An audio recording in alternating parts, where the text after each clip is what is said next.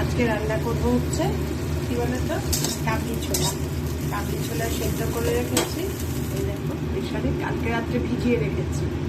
আজকে এই সেদ্ধ সকালে উঠে সিটি দিলাম 4-5টা দিয়ে সেদ্ধ করে একটু হাতা দিয়ে চটকে চটকে রেখেছি। এবার রান্নাটা করবো।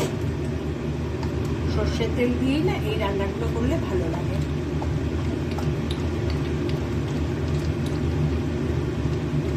শুধু কাবলি ছোলাই করবো, মানে এর আগে করেছিলাম পনিরের মধ্যে কয়েকটা কাবলি ছোলা ফেলে, আজকে তা না, আজকে শুধু কাবলি ছোলাই রান্না করবো। তার মধ্যে আজকে একটু পেঁয়াজ দিয়ে দেবো, কি বলে আলু।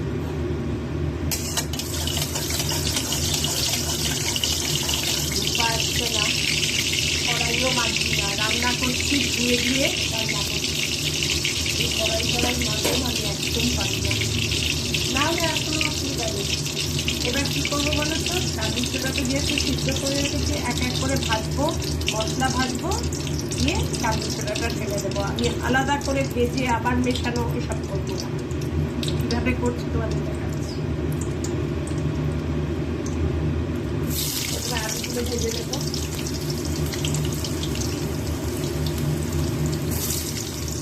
একটু আলু না দিলে টেস্ট হবে না তাদের। আলুগুলো ভাজবে যখন একটু নুন দিয়ে ভাজবে। আর কাবলি ছোলা সেদ্ধও করেছি নুন দিয়ে, এর জন্য বুঝে করতে হবে, মানে নুনটা বুঝে দিতে হবে।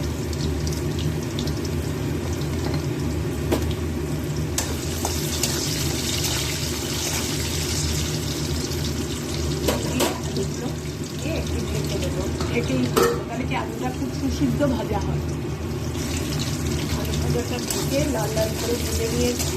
এবার এক এক করে সব মশলা করতে কি পেঁয়াজ দিয়ে দেবো।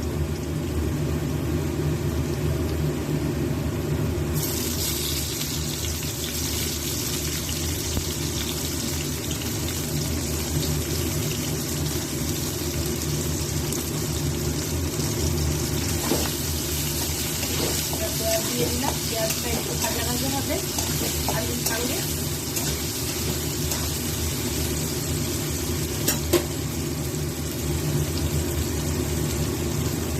তারপরে রসুন, আদা, কাঁচা লঙ্কা সব একসঙ্গে বেটে এনেছি, তার মধ্যে একটা পেঁয়াজও দিয়ে দিয়েছিলাম অল্প, দিয়ে বেটে এনেছি, ওটা দিয়ে দেবো।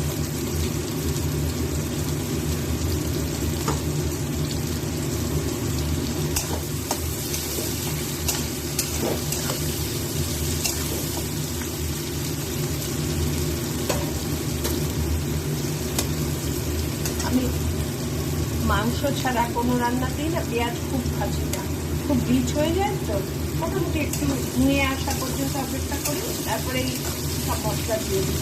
একমাত্র মাংসটাই রিচ হয়, ঠিক আছে চলো।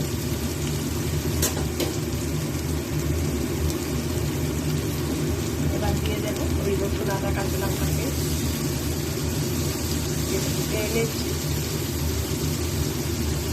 দিয়ে পটটা দেবো।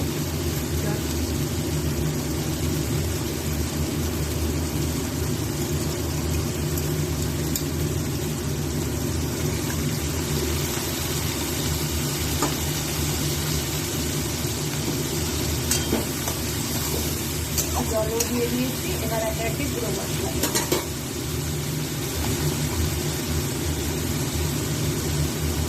এবার করে জিরে গুঁড়ো,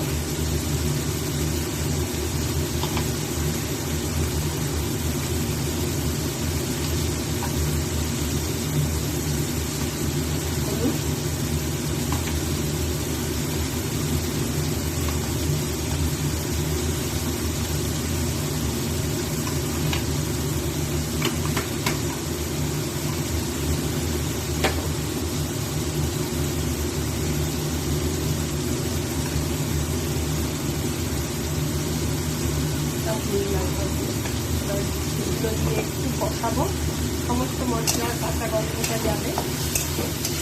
টমেটো থাকলে টমেটো দিয়ে দিলাম, টমেটো নেই তার দেবো না, কোনো সমস্যাও নেই।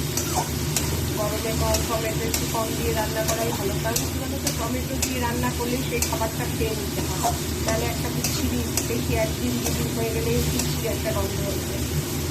এবার ঢেকে গ্যাসটা একটু চেঞ্জ করে দেবো, সমস্ত মশলাগুলো ভালো করে ভাজাও হবে আর সিদ্ধও হবে, সুন্দর গন্ধটাও থাকবে।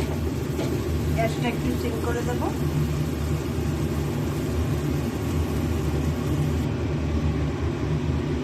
মশলাটা যে সিদ্ধ হয়ে ভাজা ভাজা হয়েছিল ওটার মধ্যে সিদ্ধ করা কাবলি ছোলাগুলো দিয়ে দিলাম, দিয়ে এবার ফুটে উঠবে। এইটাই ঝোল, এটাই সব কিছু। আলুও সেদ্ধ হয়ে গেছে মশলা ভাজতে ভাজতে। এটাই হচ্ছে সুবিধা, গ্যাস সিম করে মশলাটা ভাজা ভাজা হলে কি বলতো, মশলাটা ভাজাও হয় ভালো, আর মানে ড্রাই ভাজা হয় না, যাতে গ্যাস অম্বল হওয়ার একটা সম্ভাবনা থাকে। আমি এই জন্য সবসময় মশলাটা দিয়ে একটু ভাজা ভাজা হলেই গ্যাস সিম করে ঢেকে দিই। এবার হয়ে যাক, ফাইনাল লুকটাকে তোমাদের দেখাচ্ছি। আমার কাবলি ছোলা কমপ্লিট। এইটুকু ঝোলেই আমি রাখবো, ব্যাস। এবার গরম মশলা উপরে দিয়ে গ্যাস সিম করে এর মধ্যেই ঢেকে রেখে দেবো, যাতে কিছুক্ষণ আর কি ভালো ময়েস্ট হয়।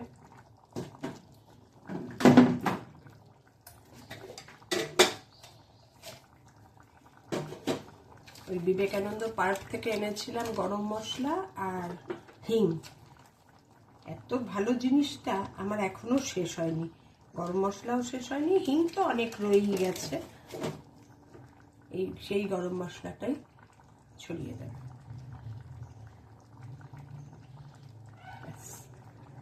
এবার ঢেকে গ্যাস অফ করে কমপ্লিট আমার কাবলি ছোলা। কেমন লাগলো জানিও। রান্না করার কোনো ঝামেলা নেই, জিনিস সব রেডি থাকলে। টাটা।